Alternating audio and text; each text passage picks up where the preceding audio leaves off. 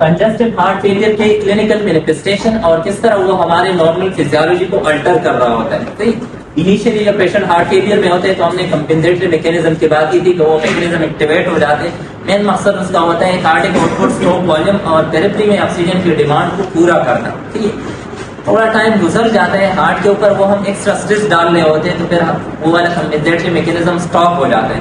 जब वो स्टॉप हो जाते हैं तो फिर हमें हार्ट फेलियर के क्लिनिकल मैनिफेस्टेशन मिल रहे होते हैं। क्लिनिकल साइन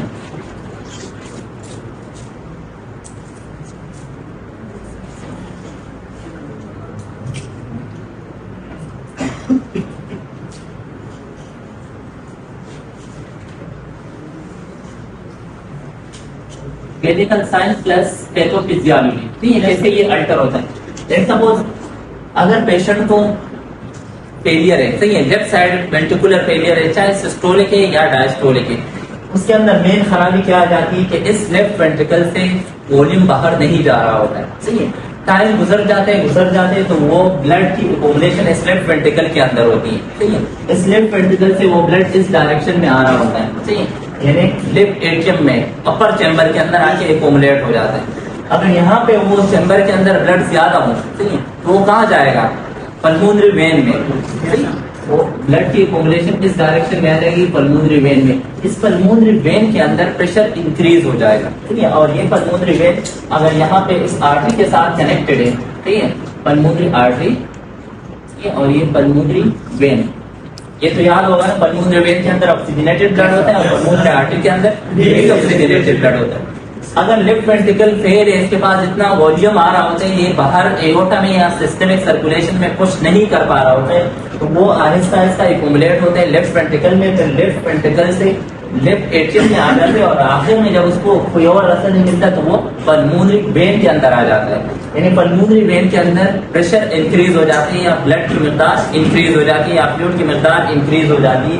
उसके नतीजे में क्या होता है कि यहाँ से जो कैपिलरी, जो ब्लड वेसल है, उसकी परमेबिलिटी इंक्रीज हो जाएगी। ये सपोज कि ये अगर ब्लड वेसल हो,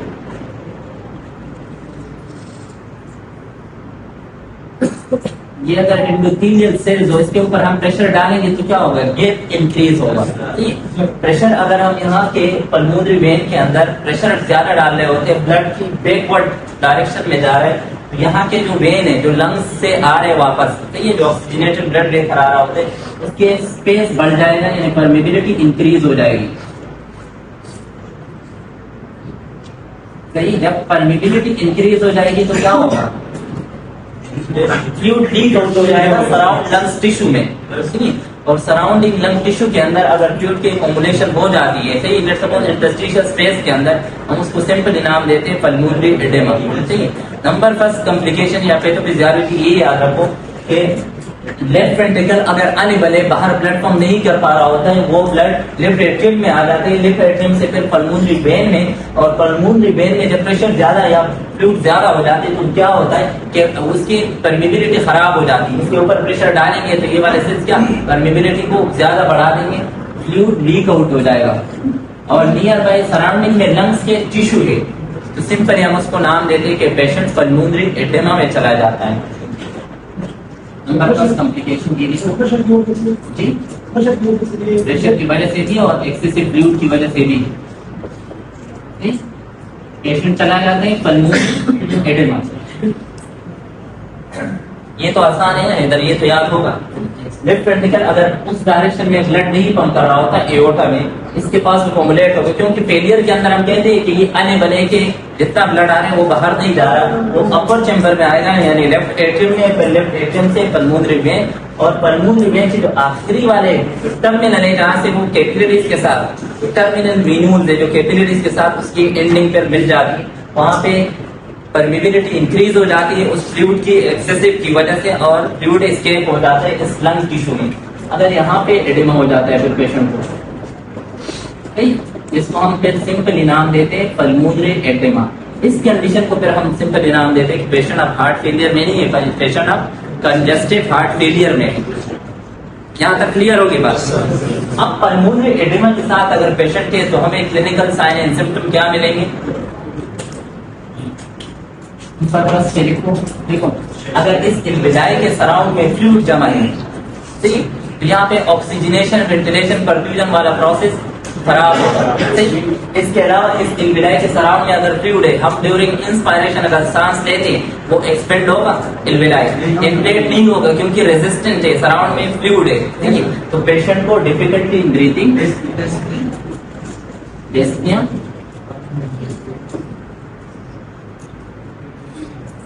इसके अलावा अगर डिस्निया है पेशेंट को, ठीक है, पेशेंट को अगर डिस्निया है और वेंटिलेशन, परफ्यूजन वाला प्रोसेस अच्छे तरीके से नहीं हो रहा है तो ऑक्सीजन की कमी हो जाएगी बॉडी के अंदर, ठीक है। मेडोला ऑब्लांगेटा रेस्पिरेटरी सेंटर क्या करेंगे, रेस्पिरेटरी रेट को बढ़ा देंगे, तो पेशेंट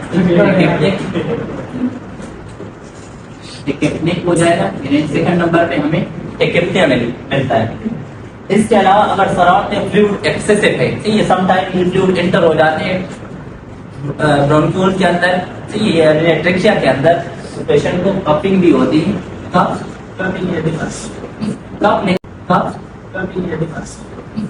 लेकिन स्पेशली ड्राई, क्योंकि ये बात याद रखो, अगर रेस्पिरेटरी ट्रैक की डिजीज है और पेशेंट को कपिंग है तो उसके अंदर ज्यादातर हमें ड्राई कप नहीं मिल रहा होता है, प्रोडक्टिव कप मिलता है। अगर पेशेंट को हार्ट की डिजीज है उस वजह से उसको कपिंग हो रही होती है तो हमें ज्यादातर ड्राई कप मिल रहा होता है। और क्या हो सकता है इस पल्मोनरी एडिमा की वजह से?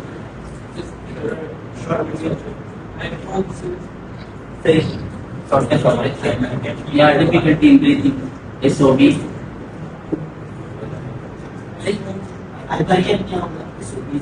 हाँ हाइपरकेप्निया भी इस पेशेंट को हो सकता है। फिर लेफ्ट वेंट्रिकल से ब्लड की बैक डायरेक्शन की मूवमेंट, फिर पल्मोनरी एडिमा, और पल्मोनरी एडिमा के अंदर हमें ये साइन एंड सिम्टम मिलते हैं। इसके अलावा जब ये पेशेंट प्लेट लेटा हुआ होता है,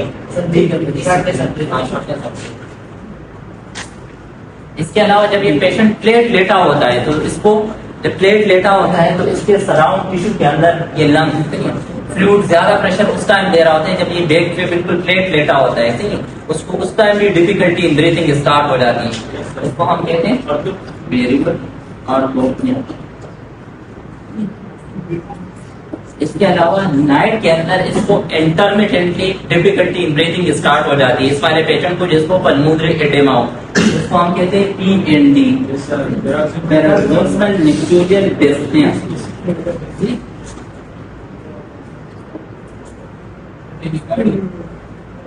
हम कार्डिक सिस्टम में आएंगे, इनिशियली इस पेशेंट कार्डिक के शिकार होते हैं। अब अगर कंपेंसेटरी मैकेनिज्म फेल हो गया तो पल्मोनरी एडेमा तब डेवलप हो जाता है, ठीक।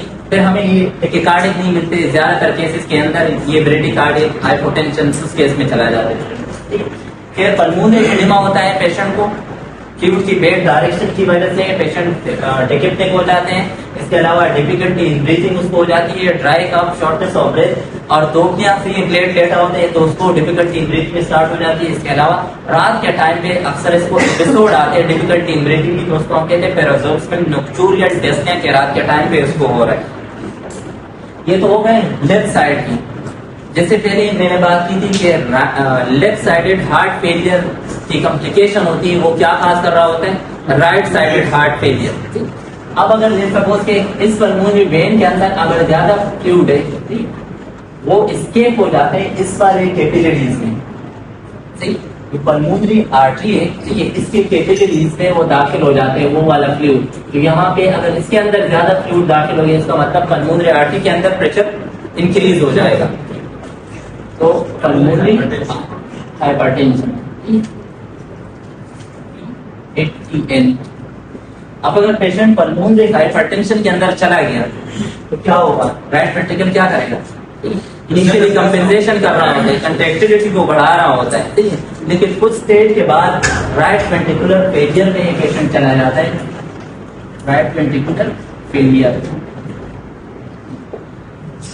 यहाँ तक क्लियर है कैसे पल्मोनरी आर्टरी हाइपरटेंशन इसको हो जाता है, क्योंकि पल्मोनरी वेन के अंदर अगर एक्सेसिव फ्लूइड है, ठीक, वो समटाइम इंटरस्टिशियल फ्लूइड के अंदर लीक आउट हो जाते हैं और कुछ यहाँ के कैपिलरीज के अंदर दाखिल हो जाता है, ठीक, कैपिलरीज और इमीडिएटली इस आर्टरी के अंदर वो दाखिल हो जाते हैं और पल्मोनरी आर्टरी के प्रेशर इंक्रीज हो जाता है। पल्मोनरी आर्टरी के जब प्रेशर इंक्रीज होगा तो लेफ्ट राइट वेंट्रिकल को ज्यादा फोर्स लगानी पड़ती है, कंट्रेक्टिलिटी को बढ़ा रहा होता है, फोर्स ज्यादा लगा रहा होता है। इसके अलावा साइज को बढ़ा रहा होता है, फिजियोलॉजिकल और देन पैथोलॉजिकल हाइपरट्रोफी। वंस जब राइट वेंट्रिकुलर फेलियर हो जाता है इस वाले पेशेंट को, सही है, तो फिर हमें कौन कौन से क्लिनिकल साइन मिलते हैं? नंबर फर्स्ट है, राइट वेंट्रिकल अगर फेल है, लंग्स के पास ब्लड नहीं जा रहा होता है, तो ब्लड कहाँ जाएगा? राइट एट्रियम में। राइट एट्रियम से फिर सुपीरियर इंटीरियर वेना केवा है, ये सुपीरियर वेना केवा में जो ब्रेकियोसेफेलिक ब्रांचेज है उसके अंदर जाता है, फिर इंटरनल जुगुलर वेन इसके अंदर जाता है और यहाँ पे एक्युमुलेट होते हैं। तो हमें इस पेशेंट की जीवीटी जुगुलर वेनस प्रेशर या जुगुलर वेन हमें एक्सटेंडेड मिल रहा होता है। क्लिनिकल साइन ये देखो,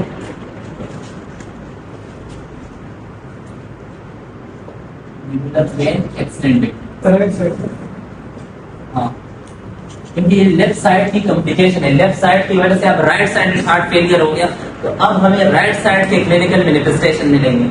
अब यहाँ राइट वेंट्रिकल के अंदर ब्लड आ रहा है, सही है, लेकिन ये फेल हो गया, सही है, पल्मोनरी आर्टरी एकदम से नहीं होता है, इसमें टाइम लगता है, इनिशियली कंट्रेक्टिलिटी को बढ़ा रहा होता है, ठीक है। पल्मोनरी आर्टरी हाइपरटेंशन अगर परसिस्टेंट हो तो फिर ये राइट वेंट्रिकल फेल हो जाता है। जब ये फेल होगा, जब ये कंट्रेक्शन कर रहा होता है, ठीक है, वो वाली एबिलिटीज की खत्म हो जाएगी, फिर ब्लड की इस डायरेक्शन में मूवमेंट होगी, वो ऊपर आएगा और जुगुलर वेन में, स्पेशली इंटरनल जुगुलर वेन, उसके अंदर एक्युमुलेट हो रहा होता है। तो हमें जुगुलर वेनस जो वेन है या प्रेशर है वो हमें एक्सटेंडेड मिल रहा होता है हार्ट फेलियर वाले पेशेंट के अंदर। अब जो इंटीरियर वेना केवा है,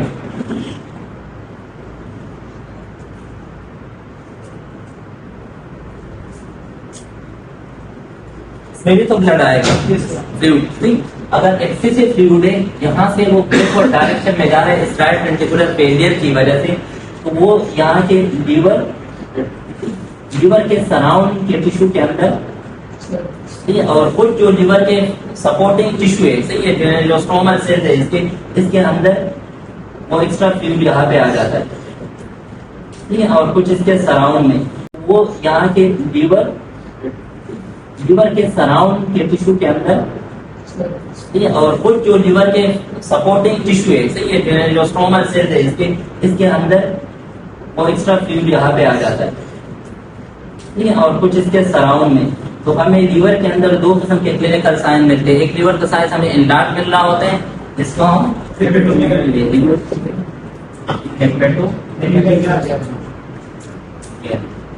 लीवर का साइज एनलार्ज सराउंड। अब अगर लीवर का साइज एनलार्ज है और सराउंड में भी एक्स्ट्रा फ्लूइड एक्युमुलेट हो रहा होता है, फिर क्या होगा? एसाइटिस।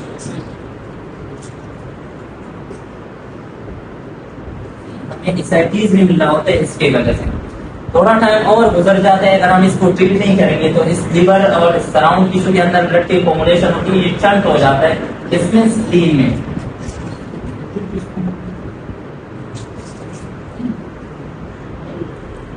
ये स्प्लीनिक सर्कुलेशन में आ जाते हैं, इस टोटल सर्कुलेशन के जरिए स्प्लीन में, तो स्प्लीन का साइज भी इनलार्ज हो जाता है। हमें इस वाले पेशेंट के अंदर स्प्लीनोमेगाली भी मिलता है, और इसके अलावा सराउंड में अगर जमा हो जाता है तो एसाइटिस।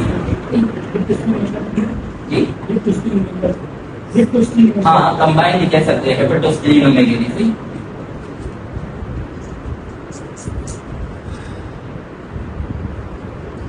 स्प्लीनोमेगाली और सराउंड में अगर जमा हो गया, ठीक है, तो फ्लूइड की एक्स्ट्रा एक्युमुलेशन होगी, एसाइटिस।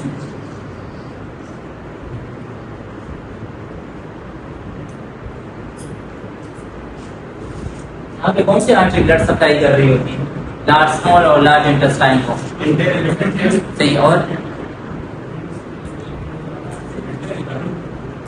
ये ब्लड शंट हो जाता है, कभी सुना है? मेसेंट्रिक आर्टरी क्या होता है? कौन सी, कहाँ वो वेनस सप्लाई या वहां से कैरी कर रहा होता है? मेसेंट्रिक वेन की अगर हम बात करें, लीवर को थोड़ा वो तो पोर्टल पोर्टल मेसेंट्रिक इंडस्ट्रियल को खुद है ना, इंडस्ट्रियल को खुद सप्लाई, हाँ, वो मेसेंट्रिक और मेसेंट्रिक आर्टरी, सही, मेसेंट्रिक आर्टरी और वेन, सही। मेसेंट्रिक वेन के अंदर भी ब्लड के एक्स्ट्रा फ्लूइड आ रहा होता है, सही है। तो क्या होता है कि इस स्मॉल और लार्ज इंटेस्टाइन के सराउंड में एक्स्ट्रा फ्लूइड की एक्युमुलेशन होती है, एक्स्ट्रा फ्लूइड की कोगुलेशन होती है तो इंटेस्टाइन की मोटिलिटी खराब हो जाती है, ठीक है। इंटेस्टाइन की मोटिलिटी अगर खराब हो गई तो इस पेशेंट की डाइजेशन वाला प्रोसेस, इसके अलावा डिफिकेशन वाला प्रोसेस प्रॉपर्ली नहीं होगा, ठीक है। इस पेशेंट को एब्डोमिनल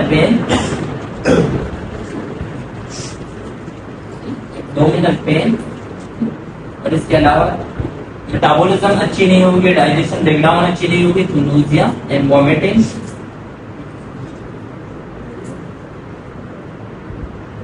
ये वाले क्लिनिकल साइंस में इसके अंदर मिल रहे होते हैं। थोड़ा टाइम और गुजर जाता है अगर हम इसको ट्रीट नहीं करते अंडरलाइन काज को, वो ब्लड रश कर रहा होता है टुवर्ड द लोअर एक्सट्रीमिटीज, और लोअर एक्सट्रीमिटीज के अंदर पेशेंट को एडेमा होता है, लेकिन स्पेशली पेटिंग एडेमा इस पेशेंट को डेवलप हो रहा होता है। एडेमा अगर वो इस लोअर लिम्स के अंदर है तो समटाइम उसके लिए वर्ड यूज करते हैं क्लिनिकल साइड पे काफ एडेमा, तो इस वाले एरिया के अंदर हो टॉप वाले स्पेस पे या सिंपली एडेमा। और फिर वो उसके हम डिग्री को जब फिजिकल एग्जामिनेशन कर रहे होते हैं, अगर वो 1 सेंटीमीटर दब गया है, 2 सेंटीमीटर 3 सेंटीमीटर, उसी बेस पे हम क्लासिफाइड करते हैं कि फिटिंग एडिमा है, लेकिन कौन सी डिग्री वाली। ये पेशेंट को एडिमा होता है, स्पेशली फिटिंग एडिमा।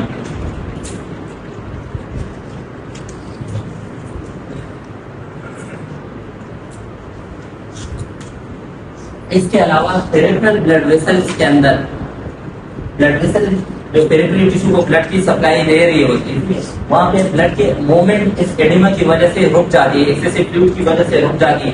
तो पेशेंट के जो एक्सट्रीमिटीज है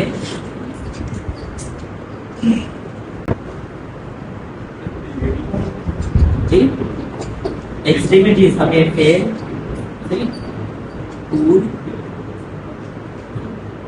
ऐसे मिल रहे होते बिल्कुल इस वाले पेशेंट के जैसे कोई सर्कुलेशन नहीं है, ठंडे बिल्कुल हाथ।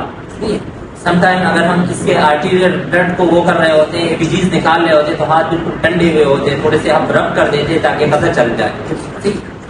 इस तरह वेन भी, तो एक्सट्रीमिटी इस पेशेंट के बिल्कुल पेन और कोल्ड हमें मिल रहे होते हैं। और इसके अलावा ऑक्सीजन की कमी होती है तो फ्लूइड समटाइम फ्लूइड डिस्कलरेशन भी हमें मिल रही होती है इसके अंदर जी। Very good cyanosis.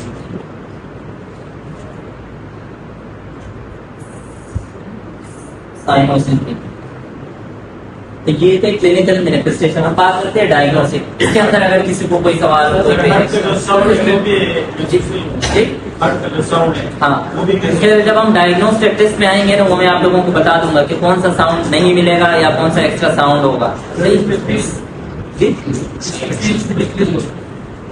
हाँ, लेकिन ये मेन कॉम्प्लिकेशन है। अब इस ओबी की वजह से, डिफिकल्टी इन ब्रीदिंग की वजह से पीएच पे फर्क पड़ता है, सही है। इसके अलावा स्कीमिया, हाइपोक्सीमिया, ये वाले क्लिनिकल साइन हमें मिलते हैं। ये वो है जो बिल्कुल मेन साइन है सिम्पटम है, ठीक है। अगर हम इसको ट्रीट नहीं कर सके, डायग्नोज कैसे करेंगे जी?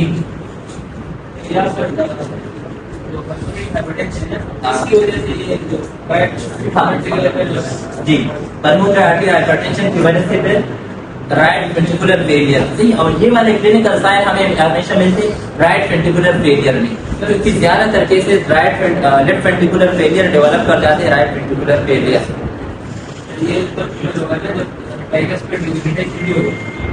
जरूरी तो नहीं है, एक देखो जरूरी नहीं है कि ट्राइकस पे रिगर्गिटेशन हो, अगर पल्मोनरी आर्टरी स्टेनोसिस या हाइपरटेंशन इसकी वजह से भी ये फेल हो जाता है। जब ये फेल होगा, ठीक है, तो यहाँ पे ब्लड इसमें से बाहर नहीं जाएगा, तो ये बाहर नहीं जाएगा, यहाँ से तो कंटिन्यूसली आ रहे सुपीरियर एंटीरियर बिना के बाद कहाँ एक्यूमुलेट होगा,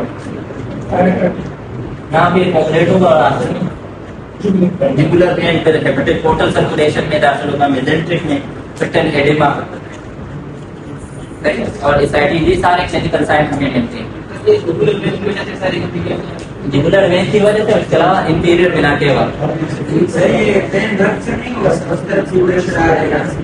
नहीं, वो रप्चर नहीं होता है, डायलेटेड हो जाता है ना, क्योंकि उसके अंदर इलास्टिसिटी होती है। मिडल वाला लेयर है, उसके अंदर अगर आप प्रेशर बढ़ा देते हो, इलास्टिसिटी बढ़ा रहे होते हैं, अलबत्ता उसकी परमिबिलिटी खराब हो जाती है। लेकिन जो लार्ज ब्लड वेसल जैसे ही लार्ज वेन है, तो इसके अंदर इलास्टिक। अब आते हैं डायग्नोस्टिक टेस्ट। तो ये तो कॉम्प्लिकेशन, आइए कॉम्प्लिकेशन दी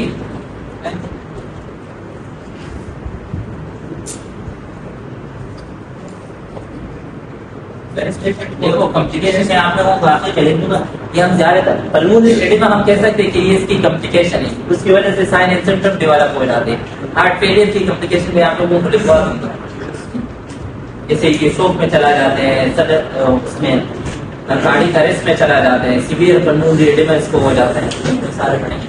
डायग्नोस हम कैसे करेंगे, स्पेसिफिक टेस्ट।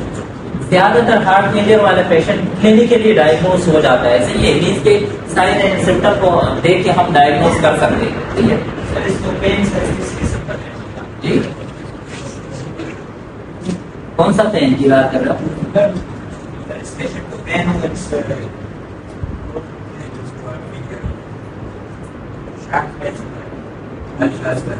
इसको ढल पेन होते हैं प्रेशर में, उस टाइम जो इसको डिफिकल्टी ब्रीथिंग होती है, ये वाला पेशेंट इनिशियली अगर इसके साइन एंड सिम्टम के साथ पेशेंट आ जाते हैं तो अनएबल टू स्पीक, तो ये बात नहीं कर पा रहा होता है, ठीक। अगर इतने इसके साथ आते हैं तो सब्जेक्टिव साइन है हमें पता नहीं चलता है, उस पेन की वजह से पेन से हट के इनके लिए ये वाले साइन एंड सिम्टम ज्यादा वर्स होते हैं, तो ये उसको याद भी नहीं होता कि दर्द भी चल रहा है, ये पेन इतना इसके अंदर इतना सिग्निफिकेंट नहीं होता है। अलबत्ता इसको फ्लूइड पेन तब होता है जब स्मॉल सा फ्लूइड लीक आउट हो जाए और उस एल्वेलाई को हम ड्यूरिंग इंस्पायरेशन जबरदस्ती एक्सपेंड करने की कोशिश कर रहे हो, उस टाइम इसको प्लूरल पेन होता है, लेकिन उससे ज्यादा इसको डिफिकल्टी ब्रीथिंग की वजह से मसला होता है। इट्स सपोज कि यहाँ मामूली सा दर्द हो रहा है और सर पे सीवियर दर्द है, तो ये वाला हम इग्नोर करते हैं, ठीक है, ये तो कुछ भी नहीं है, असल मसला वो है। जी डायग्नोस हम कैसे करते हैं, साइन एंड सिम्टम पे, हिस्ट्री एंड फिजिकल एग्जामिनेशन, ठीक है। इंस्पेक्शन करते हैं तो हमें दूर से लग रहा होता है कि पेशेंट अगर व्हीजिंग साउंड निकाल रहा होता है, इसके अलावा डिफिकल्टी इन ब्रीथिंग है, साइनों से साइन एंड सिम्टम से लग रहे हैं, ठीक है, रेस्पिरेटरी डिस्ट्रेस में है, तो इसका मतलब कि पेशेंट हार्ट फेलियर की तरफ जा रहा होता है। इसके अलावा अगर स्टेथोस्कोप यहाँ पे रखते हैं और ट्रंके के अंदर हमें क्रैकल और rail sound, abnormal respiratory sound है, जब यहाँ पे फ्लूइड एंटर हो जाते हैं एक की बजाय, तो फिर हमें क्रैकल और रेल साउंड मिल रहे होते हैं, अगर वो प्रेजेंट है तो इसका मतलब पेशेंट हार्ट फेलियर में है। ये पल्मोनरी एडिमा और पल्मोनरी एडिमा की वजह से, हार्ट फेलियर की वजह से पल्मोनरी एडिमा में। अगर डिपेंडिंग पेटल एडिमा है, एसाइटीज है, सही है, तो इसका सिंपल मतलब के पेशेंट हार्ट फेलियर में। तो हिस्ट्री एंड फिजिकल एग्जामिनेशन, इसके अलावा diagnostic depends upon clinical sign, clinical sign enough होते हैं इसको डायग्नोस करने के लिए। डायग्नोस्टिक टेस्ट जो हम स्पेसिफिक कर रहे होते हैं, हम चेस्ट एक्सरे, चेस्ट एक्सरे के अंदर हमें दो चीजें मिलती हैं, अपने पास देखो, एक कार्डियोमेगली, हार्ट का साइज एनलार्ज हुआ होता है जब उसके अंदर इतना फ्लूइड एक्स्ट्रा आ जाता है और बाहर नहीं जा रहा होता है, ठीक है। और इसके अलावा पल्मोनरी एडिमा, ठीक है, ये हमें चेस्ट एक्सरे के अंदर ये दो क्लिनिकल साइन हमें मिल जाते हैं, ठीक है। तो चेस्ट एक्सरे स्पेसिफिक साइन थे, स्पेशली कार्डियोमेगली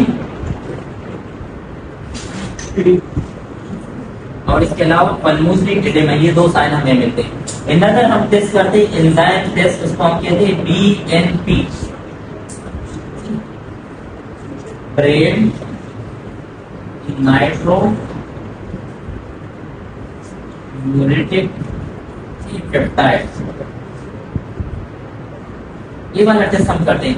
अब BNP टेस्ट क्या होता है, नॉर्मली जब लेफ्ट वेंट्रिकल जब वीक होना स्टार्ट हो जाते हैं, लेफ्ट वेंट्रिकल ये एक एंजाइम रिलीज करते हैं, उसको हम कहते हैं BNP, यानी ब्रेन नाइट्रो यूरेटिक पेप्टाइड, सही। इसको ये ब्रेन नाइट्रो यूरेटिक पेप्टाइड को जितने भी हार्ट के चेंबर है, चेंबर के साइज हमें बता रहा होता है, चेंबर के साइज, इसके अलावा एजेक्शन फ्रैक्शन, ये कितना है, कितना परसेंट है, ये हमें बता रहा होता है। इसके अलावा पल्मोनरी आर्टरी के अंदर प्रेशर कितना है, सही। हार्ट के लेयर के बारे में कि क्या वो इंटेक्ट है, उसके अंदर इन्फ्लेमेशन है, तो ये कंस्ट्रक्टिव है, किसी चीज की डिपोजिशन हुई है। इसके अलावा इस चेंबर के साइज और फिलिंग, क्या ये नॉर्मली डायलेट और नॉर्मली कंस्ट्रक्ट हो रहे हैं कि नहीं, ठीक है। आर्टरी और वेन जो दोनों अपर चेंबर है, इनके दरमियान कोई शंटिंग तो नहीं हो रही, ठीक है। इसके अलावा कोई रिगर्गेटेशन तो नहीं है। सेकंड नंबर पे वल्वुलर डिजीज, अब वल्वुलर डिजीज के अंदर मल्टीपल एओर्टिक स्टेनोसिस तो नहीं है, एओर्टिक रिगर्गेटेशन तो नहीं है, एओर्टिक वेल प्रोलेप्स तो नहीं है, ठीक। इसके अलावा माइट्रल रिगर्गेटेशन, माइट्रल प्रोलेप्स, या माइट्रल वेल स्टेनोसिस ये तो नहीं है, इको के अंदर हमें ये अंदाजा हो जाता है, पल्मोनिक वेन सिमिलर, और इसके अलावा ट्राइकस्पिड वेल के अंदर भी हमें अंदाजा हो जाता है। इसके अलावा ये प्रॉपरली ये चैम्बर ठीक है डायलेट हो रहे होते हैं, फिल अप हो रहे होते हैं, इसके अंदर नॉर्मली कितना प्रेशर है, इसके अंदर नॉर्मली कितना प्रेशर है, सही ये हमें। इसके अलावा इस एओर्टा के अंदर कोई वो नैरोइंग तो नहीं आई। इसके अलावा इसका साइज एबनॉर्मली हाइपरट्रॉपिक है या फिजियोलॉजिकल हाइपरट्रॉपी है। सराउंड में जो लेयर है ये वो हमें ये भी बताते हैं कि वो मसल वीक है या नहीं, उस लेयर के अंदर कोई इन्फेक्शन, इन्फ्लेमेशन या कार्डियक इफ्यूजन तो नहीं है, ठीक है। हार्ट के जो पेरिकार्डियल फ्लूइड है उसकी मकदार इंक्रीज तो नहीं है, ठीक है। तो ये चीजें हमें इकोकार्डियोग्राफी के अंदर पता लग जाती है। तो इसलिए ये गोल्ड स्टैंडर्ड है, हमें अंडरलाइन काज का भी पता लग जाता है। अब अगर वो माइट्रल रिगर्गिटेशन होती है या एओर्टिक रिगर्गिटेशन हो तो हम कहेंगे कि हाँ अंडरलाइन काज ये है, हमें उसको ट्रीट करना है। अगर रिस्ट्रिक्टिव या कंस्ट्रिक्टिव पेरिकार्डाइटिस हो या कार्डियोमायोपैथी हो, ठीक है, अननोन रीजन की वजह से, तो वो हमें इको के अंदर पता लग जाता है, सही। पल्मोनरी आर्टरी हाइपरटेंशन ये हमें उस प्रेशर के बारे में भी बताते हैं इको, ठीक। इसके अलावा हर एक चैम्बर के अंदर कितना प्रेशर होता है वो भी हमें बताते हैं। तो अंडरलाइन काज को फाइंड आउट करना आसान हो जाते हैं आफ्टर इकोकार्डियोग्राफी। इसके अलावा इस पेशेंट के लिए हम एंजियोग्राफी भी करते हैं, ठीक। एंजियोग्राफी के अंदर हमें पता लग जाता है कि क्या अंडरलाइन काज कोई मायोकार्डियल इंफार्क्शन तो नहीं है, ठीक। कौन सा आर्टरी, कोई आर्टरी तो ब्लॉक नहीं है जिसकी वजह से पेशेंट हार्ट फेलियर में चला गया। तो समटाइम हम एंजियोग्राफी भी करते हैं इस पेशेंट के लिए, ठीक है। क्योंकि कुछ केसेस के अंदर पेशेंट हार्ट फेलियर में होता है, ठीक है, इवन के वो इंटुबेट हो जाता है और वो जो केथ ले में वहाँ पे मूव किया जाता है फॉर एंजियोग्राफी एंड एंजियोप्लास्टी। क्योंकि वो इमाई की वजह से हार्ट फेलियर में गया होता है, तो हम इमाई को ट्रीट करेंगे, हार्ट फेलियर खुद ब खुद रिवर्स हो जाता है। प्रोपोनिन लेवल है लेकिन वो स्पेसिफिक नहीं है, ठीक है, लिख लो, हम वो भी करते हैं प्रोपोनिन। इसके अलावा ईसीजी भी हम करते हैं इस वाले पेशेंट के लिए, ईसीजी। लेकिन इनिशियली ये पेशेंट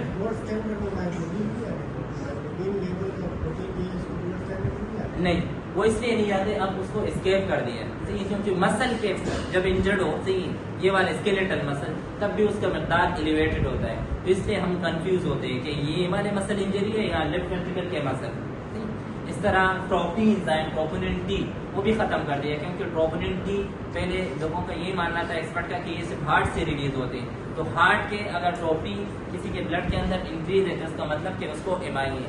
लेटर बाद में पता चला कि स्केलेटल मसल जब इंजर्ड होते हैं तब भी ट्रोपोनिन डी का मकदार इंक्रीज होता है, तो इसलिए कंफ्यूजन। अब हाई सेंसिटिव ट्रोपोनिन आई जो ओनली लंग्स हार्ट के मसल इंजर्ड होते हैं, इस्केमिक होते हैं, तब रिलीज होते हैं, तो हम स्पेसिफिकली कह सकते हैं कि हार्ट के मसल के इस्कीमिया की वजह से ये मीन्स के पेशेंट इमाई की तरफ जा रहा है। सिमिलर बीएनपी कहीं से भी रिलीज नहीं होता, ये हार्ट से रिलीज होते हैं, लेफ्ट वेंट्रिकल से, जब वो वीक हो जाते हैं। तो अगर ये किसी के इंक्रीज है इसका मतलब उससे सीवियरली उसका लेफ्ट वेंट्रिकल वीक होता है। इवालिटिस पहले करते थे, अब ये खत्म कर दिया, ट्रोटी माइग्लोबुलिन CKMB वगैरह ये खत्म कर दिए।